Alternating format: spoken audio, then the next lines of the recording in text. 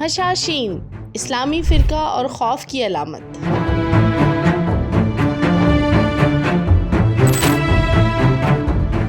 اسلام کی تاریخ میں کئی ایسے فرقے اور تنظیمیں وجود میں آئیں جنہوں نے اپنے نظریات، عقائد اور عملی کردار کی وجہ سے بہت گہرا اثر چھوڑا۔ ان میں ایک نہایت پراسرار اور خوفناک فرقہ تھا حشاشین۔ یہ فرقہ جو اسماعیلی فرقے کا حصہ تھا، قرون وسطیٰ میں اپنے قتل خاص کے انداز اور پراسرار حکمت عملیوں کی وجہ سے خوف کی علامت بن گیا۔ آج کی اس ڈاکیومنٹری میں ہم جانیں گے کہ حشاشین کون تھے، ان کے عقائد کیا تھے اور انہوں نے کیسے اسلام کے ایک منفرد فرقے کی حیثیت سے دنیا کو ہلا کر رکھ دیا۔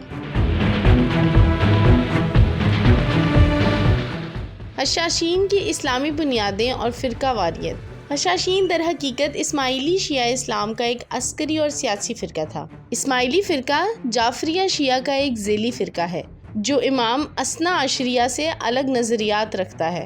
11ویں صدی میں سیاسی انتشار کے دوران اسماعیلی فرقے کے اندر نظارہ گروہ نے اپنی الگ شناخت بنائی۔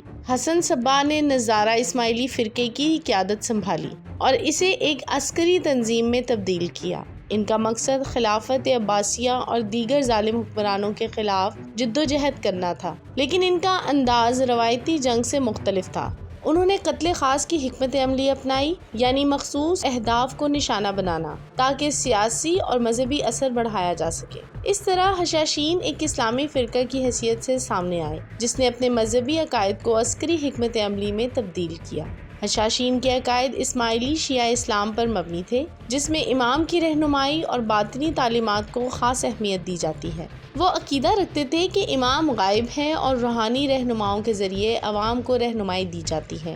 حشاشین کا عقیدہ تھا کہ ظالم حکمرانوں کو قتل کرنا ایک دینی فریضہ ہے تاکہ حق و عدل قائم ہو۔ ان کا خیال تھا کہ وہ خدا کے راستے پر چلتے ہیں اور اپنی قربانی سے جنت کے حقدار بنتے ہیں۔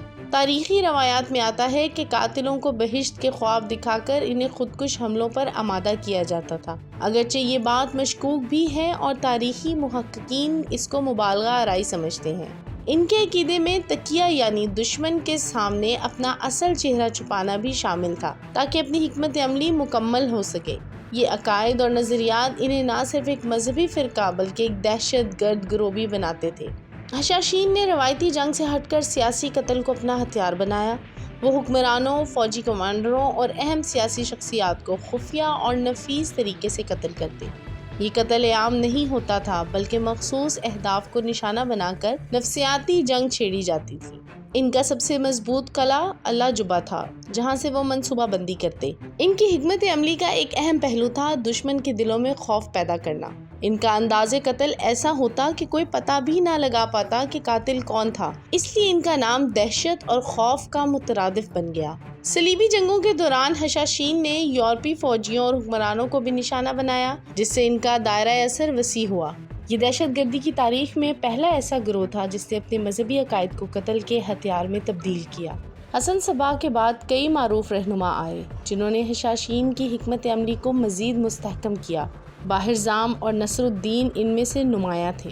سلطان ملک شاہ کا قتل ایک مشہور واقعہ ہے جس نے علاقائی سیاست کو ہلا کر رکھ دیا۔ کہا جاتا ہے کہ حشاشین کے قاتل دشمن کے محلوں اور محافل میں گھس کر اپنے ہدف کو قتل کر کے بآسانی فرار ہو جاتے تھے۔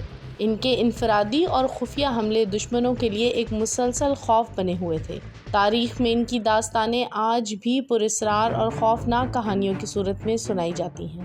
13ویں صدی میں منگولوں کی آمد نے حشاشین کے لیے ایک بڑا دھچکا ثابت کیا۔ 1256 میں منگولوں نے اللہ جبہ کا قلعہ فتح کر کے ان کی طاقت کا خاتمہ کر دیا۔ حشاشین کے سیاسی اور عسکری اثرات کم ہو گئے، لیکن ان کی تاریخ میں ان کا نام ایک خوفناک اور پراسرار فرقے کے طور پر ہمیشہ زندہ رہا۔ ان کی دہشت گردانہ حکمت عملیوں نے بعد کے دور کے کئی گروہوں کو متاثر کیا۔ حشاشین نے اسلام کے اندر ایک منفرد عسکری اور نظریاتی شناخت بنائی۔ ان کے قتل خاص کے انداز نے دہشت گردی کے نئے اسباق دیے۔ یورپی زبانوں میں لفظ اسیسین اسی فرقہ کے نام سے نکلا۔ آج بھی ان کی کہانیاں تاریخ، ادب اور فلموں میں زندہ ہیں۔ ان کے فلسفے اور حکمت عملیوں کا مطالعہ آج بھی دہشت گردی کے مطالعے میں اہم سمجھا جاتا ہے۔ ان کی کہانی ہمیں بتاتی ہے کہ مذہب اور طاقت کے امتزاج سے کیسے ایک فرقہ دنیا کی تاریخ میں گہرا نشان چھوڑ سکتا ہے۔ اگر آپ کو یہ ڈاکیومنٹری پسند آئی ہو تو ہمارے چینل کو سبسکرائب کریں اور ایسی مزید تاریخی کہانیاں جاننے کے لیے ہمارے ساتھ رہیں۔